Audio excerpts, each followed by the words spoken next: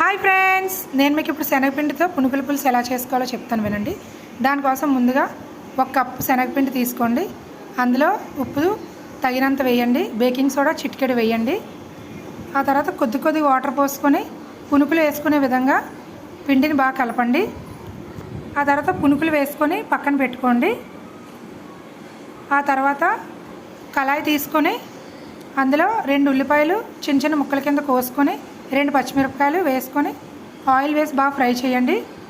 Fry చేసిన తర్వాత ఇందాకలో ఉల్లిపాయ, టమాటాలు, ధనియాలు, జీలకర్ర చూపించాను కదా, అది మిక్సీ చేసి ఆ మిక్సీ చేసిన ముద్దను తీసుకొచ్చి కళాయిలో వేయండి.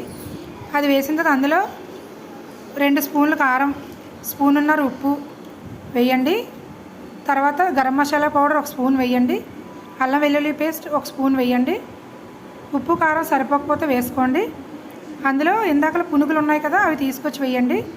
ఆ తర్వాత పునుగులు మునిగేలాగా చింతపండు తీసుకొని చింతపండులో కొద్దిగా నీళ్ళు పోసుకొని ఆ రసం తీసుకొచ్చి పునుగుల్లో వేయండి. ఆ తర్వాత పునుగులు ఇలా రెడీ అవుతుంది. ఎంతో టేస్టీ పునుగుల పులుసు రెడీ అయింది. మీకు మా వీడియో నచ్చినట్టయితే లైక్ చేయండి, సబ్స్క్రైబ్ చేయండి. Thank you for watching.